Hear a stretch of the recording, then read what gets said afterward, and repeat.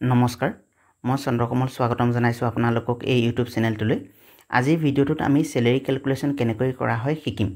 এই ভিডিঅ'টো শেষলৈকে চোৱাৰ পাছত আপোনালোকে যিকোনো পোষ্টৰে স্যালাৰি ক্যালকুলেশন নিজে কৰিব পৰা হৈ যাব হেহে আপোনালোকে ভিডিঅ'টো শেষলৈকে চাব আহক এতিয়া পলম নকৰি ভিডিঅ'টো আৰম্ভ কৰো স্যালাৰি ক্যালকুলেশন কৰাৰ আগতে প্ৰথমতে কেইটামান পোষ্ট হে পোষ্টৰ এগেইনষ্টত স্কেল অফ পে কিমান গ্ৰেড পে কিমান GIS কিমান কাটে আৰু MMLSY কিমান কাটে হেতু এবাৰ চাই লওঁ আহক আমাৰ ফাৰ্স্ট পোষ্টটো হৈছে আপোনাৰ PGT পোষ্ট গ্ৰেজুৱেট টিচাৰ এওঁলোকৰ স্কেল অফ পেটো হৈছে আপোনাৰ 22000 পৰা 97000 টকা গ্ৰেড পে হৈছে 11800 টকা GIS 300 টকা আৰু MMLSY হৈছে আপোনাৰ 325 টকা GIS মানে হৈছে আপোনাৰ গ্ৰুপ ইনস্যুৰেন্স আৰু MMLSY মানে আপোনাৰ মুখ্যমন্ত্ৰী লোকসেৱা আৰোগ্য যোজনা এটো এটা অসম চৰকাৰৰ হেল্থ ইনস্যুৰেন্স হয়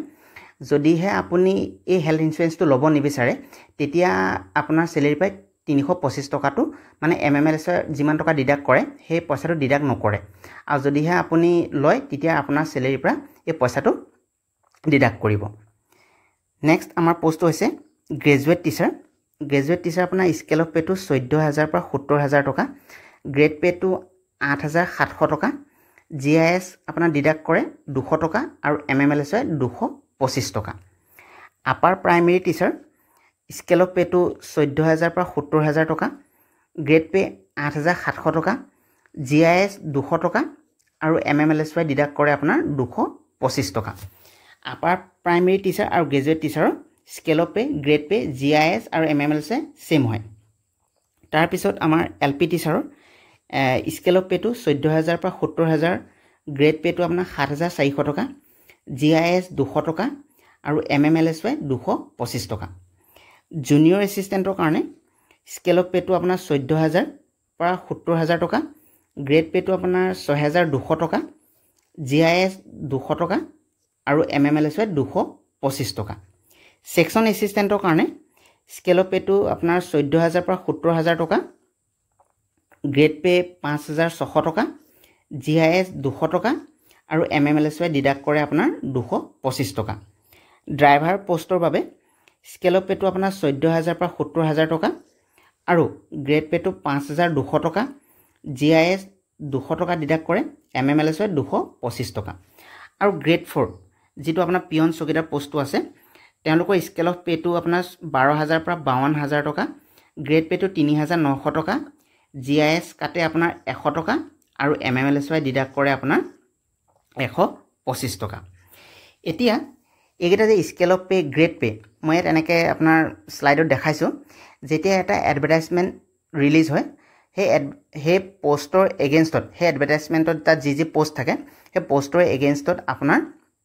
স্কেল অফ পে আৰু গ্ৰেড পে তা ধুনিয়াকে মেনশন থাকে এটা মই এটা আপোনালোকক যেটো ডাইৰেক্টৰেট অফ হেল্থ সাৰ্ভিসৰ যেটো আপোনাৰ এডভাৰটাইজমেন্ট ওলাইছিলে তাতো আপোনাৰ স্কেল অফ পে আৰু গ্ৰেড পে পোষ্টৰ এগেইনষ্টত মেনশন আছিল মই দেখাব বিচাৰিছো এটো আপোনাৰ যত আপোনাৰ health educator junior assistant account assistant আৰু বেসিক হেল্থ ওয়াৰ্কাৰ পোষ্টৰ বাবে ওলাইছিলে ডাইৰেক্টৰেট অফ হেল্থ সাৰ্ভিস তাৰ আপোনাৰ সক পে স্কেল আমাৰ মেনশন আছে 14000 পৰা 70000 টকা আৰু গ্ৰেড পে দিয়া আছে 7600 টকা জুনিয়ৰ এসিস্টেন্ট বা একাউন্ট এসিস্টেন্ট কাম LDA ইয়াত দি থোৱা আছিল তাতো আপোনাৰ পে স্কেলটো 14000 পৰা 70000 টকা আৰু গ্ৰেড পে 6200 টকা বেসিক হেল্থ ওয়াৰ্কাৰ তাতো সক আপোনাৰ পে স্কেলটো বা স্কেল অফ পে 14000 পৰা 70000 টকা আৰু গ্ৰেড পে 5600 টকা এনেকুৱা মেনশন আছিল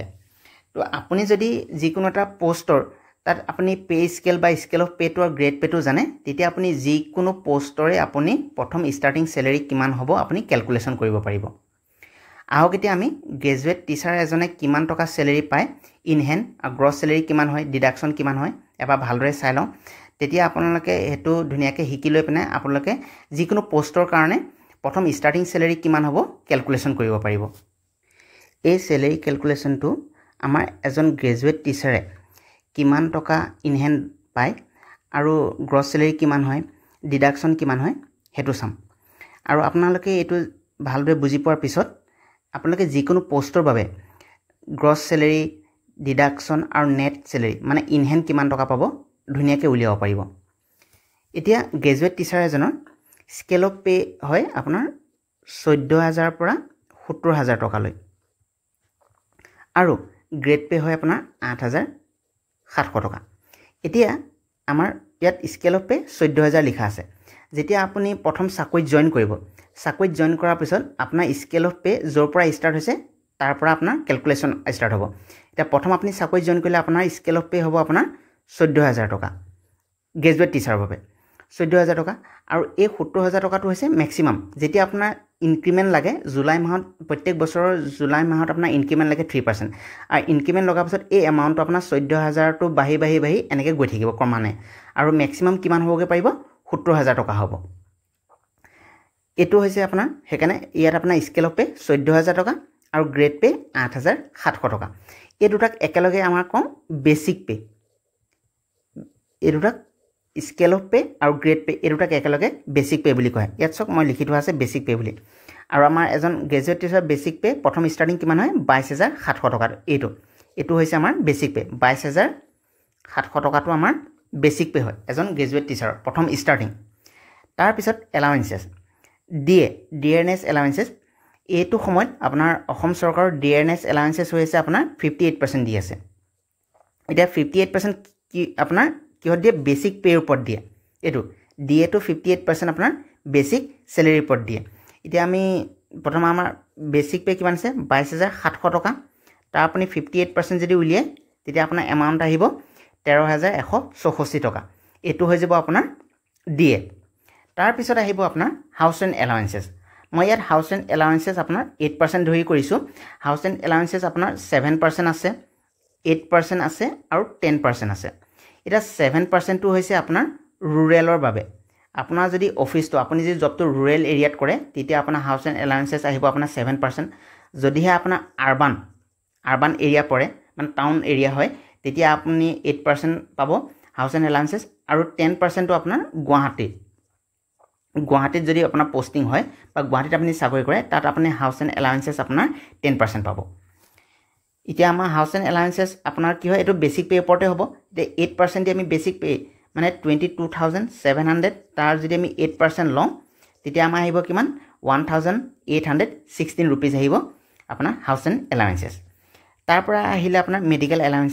মেডিকেল এলাউন্সেস দি আপোনাৰ 600 আৰু এই মেডিকেল এলাউন্সটো সকলো এমপ্লয়ৰ বাবে গ্ৰেড 4 হক গ্ৰেড 3 হক আপোনাৰ গেজেটেড অফিচাৰ হক তেওঁলোকক আপোনাৰ মেডিকেল এলাউন্সেস 600 এ পাব তাৰ পিছত আছে আপোনাৰ এটা স্পেশাল পে এটা স্পেশাল পে আপোনাৰ সকলো ডিস্ট্ৰিক্টতে নিদিয়ে এটা কিছুমান ডিস্ট্ৰিক্টত দিয়ে যেনে মাজুলী ডিস্ট্ৰিক্টত আপোনাৰ স্পেশাল পে হিচাপে আপোনাৰ 400 रुपीस টা দিয়ে ঠিক তেনেকৈ আপোনাৰ কাৰ্বি আংলং ডিস্ট্ৰিক্টতো দিয়ে স্পেশাল পে এটা দিয়ে কাৰ্বি আংলঙত কিমান দিয়ে মই এক্স্যাক্টলি গম নাপাওঁ কিন্তু আপোনাৰ মাজুলীত আপোনাৰ 400 টা স্পেশাল পে হিচাপে দিয়ে এটা টোটাল আপোনাৰ স্যালাৰিটো কিমান হৈ যাব এইটা গুটেইটা ক্যালকুলেশন কৰাৰ পিছত আপোনাৰ এপিনে বেসিক পে প্লাস ডিএ তাৰ পিছত হাউস এণ্ড এলাউন্সেস মেডিকেল এটো সব মই টোটালত 3 4 5 6 7 মানে এই গুটেইটা এড কৰিছো আৰু কিমান পাইছো আপোনাৰ 38,282 रुपीस পাইছো আৰু এটো কি হৈ যায় আমাৰ এটো হৈ যায় আপোনাৰ গ্ৰছ স্যালাৰি যেটো বেসিক পে থাকিব ডিএ থাকিব হাউস এণ্ড এলাউন্সেস থাকিব মেডিকেল থাকিব আৰু স্পেশাল পে যদিহে থাকে তেতিয়া আপোনাৰ গুটেটো মিলি পিনা যেটো হ'ব হেতু হৈ যাব আমাৰ গ্ৰছ স্যালাৰি ইয়াৰ পিছত আহে আমাৰ ডিডাকশন স্যালাৰিৰ পৰা গ্ৰছ স্যালাৰিৰ পৰা কিছুমান ডিডাকশন হয় হে ডিডাকশনবোৰ কি আহে হেতু এবাৰ চাওঁ আমাৰ ফাৰ্স্ট ডিডাকশন আছে এনপিএস নেশনাল পেনশন স্কিম এটো আমাৰ কিহৰ পৰা কাটে এটো আমাৰ বেসিক পে আৰু ডিএ হে দুটাৰ 10% কাটে তাৰ মানে আমাৰ বেসিক পে কিমান আছিল 22,700 টকা প্লাস ডিএ কিমান পাইছিল আমি 13,164 টকা তো ইয়াৰ টোটাল যদি কৰো আমাৰ কিমান পাম 35,864 টকা তো ইয়াৰ কি কৰে 10% ইয়াৰ 10% টো আমাৰ এনপিএস ত জমা হয় ইয়াৰ 10% উলিয়ালে আমাৰ আহিব 3,586.6 আৰু এটো আমি যদি ৰাউন্ড অফ কৰো তেতিয়া হ'ব আপোনাৰ 3,587 হ'ব এটো আমাৰ ৰাউন্ড অফ কৰিলে তো এটো হ'ব আমাৰ এনপিএস ত এই এমাউন্টটো জমা হ'ব তাৰ পিছত আহে আমাৰ প্ৰফেশনাল টেক্স বা পি টেক্স আৰু এটো কিমান পাতে এটো কাটে আমাৰ 208 টকা আৰু এই প্ৰফেশনাল টেক্সটো সকলো এমপ্লয়ৰ বাবে সমান হয় তাৰ পিছত আহে আমাৰ জিআইএছ গ্ৰুপ ইন্সুৰেন্স এটো কিমান এটো 200 টকা হয় আৰু এমএমএলএছ হয় যেটো 225 টকা মই আপোনালোকক আগতে কৈছিলোঁ MMLSটো অপচনেল হয় যদিহে আপুনি ল'ব নিবিচাৰে এপ্লিকেশ্যন কৰিলে হৈছে তেতিয়া আপোনাৰ এই 225 টকাটো মানে MMLSত আপোনাৰ যিমান টকা ডিডাক্ট হ'ব সেই এমাউণ্টটো ডিডাক্ট নকৰে আৰু যদিহে আপুনি ল'ব বিচাৰে তেতিয়া আপোনাৰ চেলেৰীৰ পৰা 225 টকা ডিডাক্ট হ'ব এতিয়া আমাৰ টোটেল ডিডাকশ্যনটো চাওঁ টোটেল ডিডাকশ্যন আমি কি NPS P-Tax GIS আৰু MMLS এই গোটেইকেইটাৰ মিলি পিনে আমাৰ ডিডাকশ্যন আহিব 4220 টকা এইটো হৈ যায় আমাৰ total deduction salary total deduction এইটো আমি ডিডাকশ্যনটো ক'ৰ পৰা কৰিম এতিয়া মানে এই টোটেল ডিডাকশ্যনখিনি আমি গ্ৰছ চেলেৰীৰ পৰা কৰিম আৰু গ্ৰছ চেলেৰীৰ পৰা আমি টোটেল ডিডাকশ্যন কৰিলে আমি নেট চেলেৰী পাম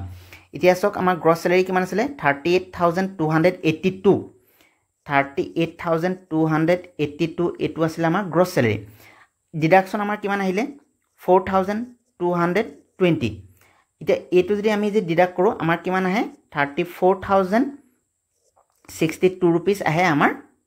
নেট চেলেৰী আৰু ইনহেন্স চেলেৰী মানে আমাৰ আহিব 34,062 যদিহে এতিয়া আপুনি নতুনকৈ গ্ৰেজুৱেট টিচাৰ হিচাপে জইন কৰে তেতিয়া আপুনি চেলেৰী পাব 34,062 rupees আশা কৰোঁ আপোনালোকে ধুনীয়াকৈ বুজি পাইছে